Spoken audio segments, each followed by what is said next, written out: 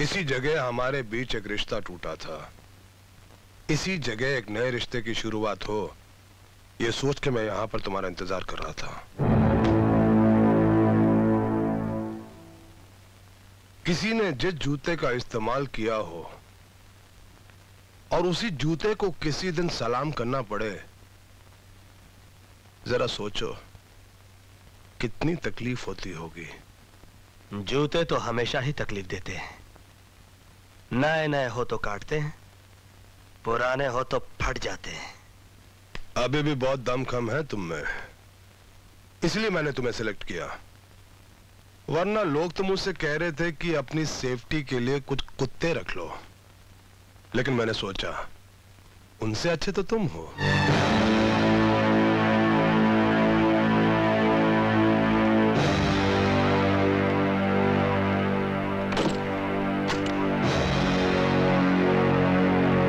अभी मैं जरा सा शोर मचा दूं कि पुरानी दुश्मनी की वजह से तुम यहां पर मुझे मारने की कोशिश कर रहे थे, तो आज मुझे ना किसी गवाह ना किसी सबूत की जरूरत पड़ेगी। सरकारी मशीनरी से जनता तक सब तुम्हारे खिलाफ हो जाएंगे। मिस्टर सिद्धांत सूरी, कल चालाक तुम थे, लेकिन आज चालाक मैं हूं। कल वक्त तुम्हारा था, लेकिन आज वक्त मेरा है। तुम्हारी फर्ज की गंगा मेरी गंदी आदतों के गटर में डूब जाएगी। जिसे तुम नफरत करते थे, उसी गटर की पहरेदारी करोगे तुम। वर्दी के पिंजरे में कैद हो तुम। इससे ज्यादा कर भी कह सकते हो।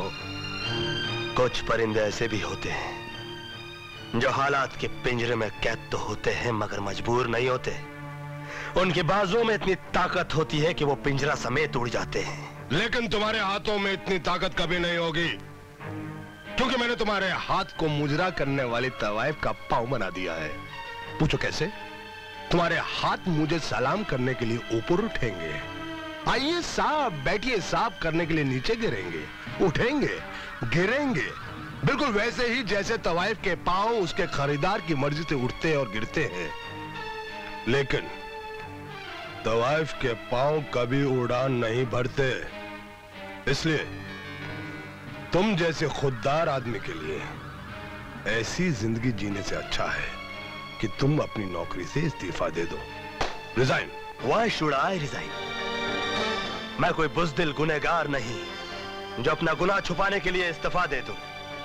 जहर पीना पड़े तो पीऊंगा। ड्यूटी तो ड्यूटी है, करनी है सो करूंगा। आइए सर।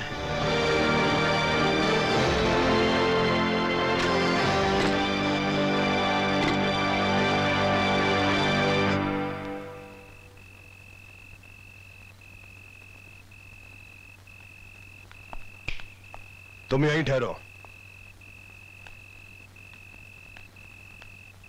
ये आलीशान बंगला मुझे सरकार ने दिया है। आज से तुम्हारी ड्यूटी शुरू। खड़े रहो वहीं दरवाजे पर।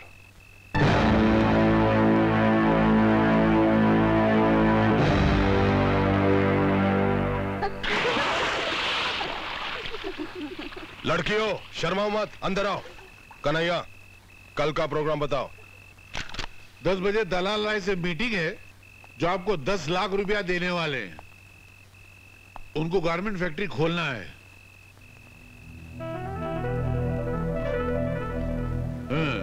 खोल दो सब कुछ खोल दो। आजा। आपने उनको बियर की फैक्ट्री का लाइसेंस दिलाने का वादा किया है। दे दो लाइसेंस दे दो, जो चाहिए दे दो। 1 बजे काला घोड़े पर एक मूर्ति के चेहरे से घूंघट हटाना है। ऐसे मैं जाऊं? हाँ ठीक है, तू तो आ। Good night. इंस्पेक्टर सिद्धांत, इधर आओ। इन प्यारी प्यारी लड़कियों के लिए तौलिए लेकर आओ, जल्दी।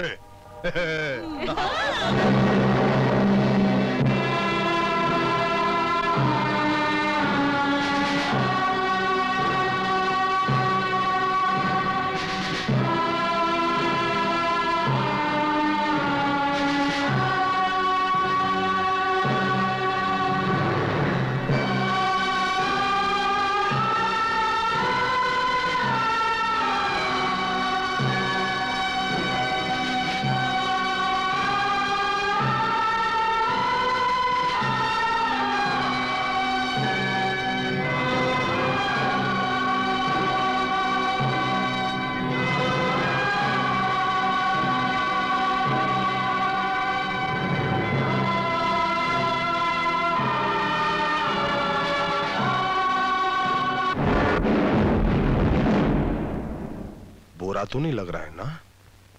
नहीं। क्यों? इसलिए कि मैंने इनके कपड़े उतारे नहीं, इनकी इज्जत ढकने के लिए इन्हें कपड़े दिए।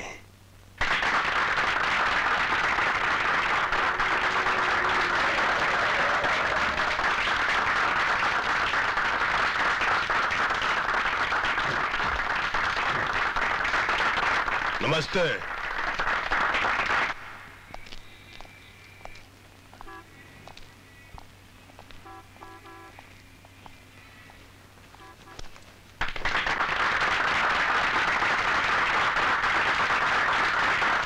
शहीद कपिलेश्वर अमर रहे, अमर रहे।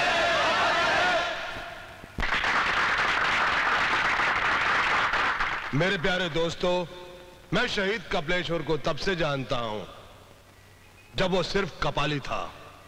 बहुत बड़ा त्यागी था, दिलेर था, वो एक मसीहा था। लेकिन अफसोस, उनका अंजाम भी वही हुआ जो बहुत सारे देश प्रेमियों का हुआ है। पुलिस कस्टडी में उसकी हत्या कर दी गई।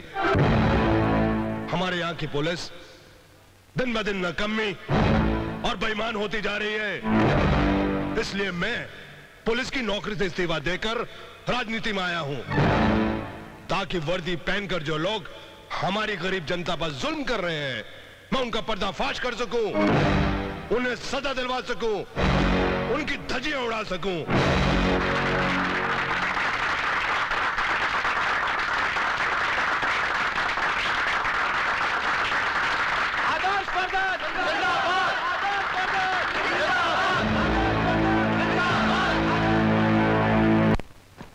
मेरे इंतकाम की कहानी का पहला अध्याय पूरा हो गया पिताजी। लेकिन पिताजी, अंजाम ये नहीं है। अंजाम ये है कि जिस तरह गांव वाले फसल काटते हैं, उसी तरह से मैं इंस्पेक्टर सिद्धांत के खानदान और नस्ल को काट दूंगा।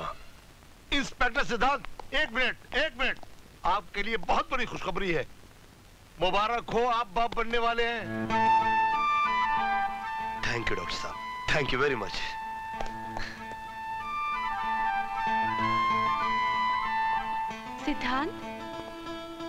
सिद्धांत, डॉक्टर ने क्या कहा? अरे ये भूल किस लिए? सोचो क्या कहा होगा। पता नहीं, बताओ ना। देखो मेरा ये दिल कितनी जोर जोर से धड़क रहा है। हाँ? सोचो क्या कहा होगा। पता नहीं, बताओ ना डॉक्टर ने क्या कहा। तुम सोच के बताओ ना। मालूम नहीं, बताओ ना। मैं जो हूं ना। हाँ?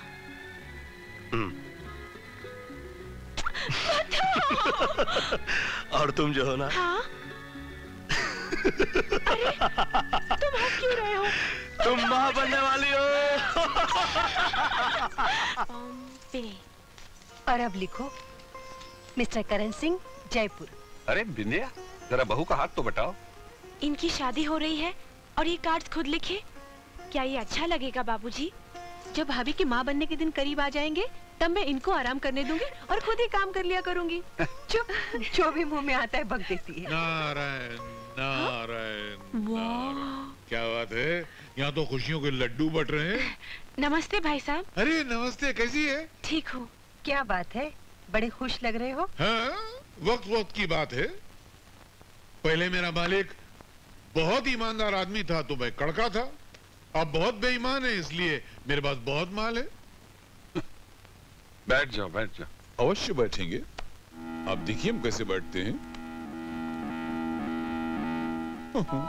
कन्हैयालाल, ठीक से बैठो।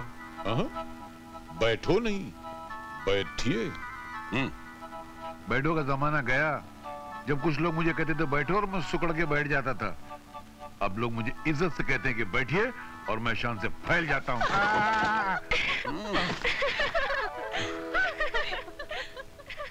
हंस लीजिए, होता है। मैं सोफे से गिरा, कम से कम उठ तो गया। वरना कुछ लोग ऐसे होते हैं कि जब कुर्सी से गिरते हैं तो कुर्सी के साथ खुद भी गायब हो जाते हैं। मैं कम से कम खड़ा तो हो गया। बहना, कभी कार की जरूरत पड़े ना तो घबराना नहीं, खाली मुझसे कह देना। अच्छा, तो आपने कार भी ले ली? क्या करे आदमी, जब बंगला लेता तो कार तो जरूरी हो जाती है ना। भाई साहब, आपने बंगला भी खरीद लिया? हाँ, वो क्या है, मैंने एक बिल्डर को 20 करोड़ का ठेका दिलवाया तो उसने दलाली में मुझे एक छोटा सा बंगला तोहफे में दिया और वो बंगला मैंने जेब में रख लिया। तो यूं क्यों नहीं कहते कि माला माल होने के साथ साथ तुम दलाल भी बन गए? तो क्या हुआ, लो आजकल के जमाने में दलाल होना इज्जत की बात है, कोई बुरी बात थोड़ी है। दलालों की तस्वीर अखबार के फ्रंट पेज पे छपती है, वो चाहे फिर शेयर बाजार का दलाल हो या कोठे का दलाल हो। चलो दफा हो जाओ यहाँ से। एक बात बताओ, तुम्हें शादी में क्या तोहफा चाहिए? Get out. ये कहाँ चला गया?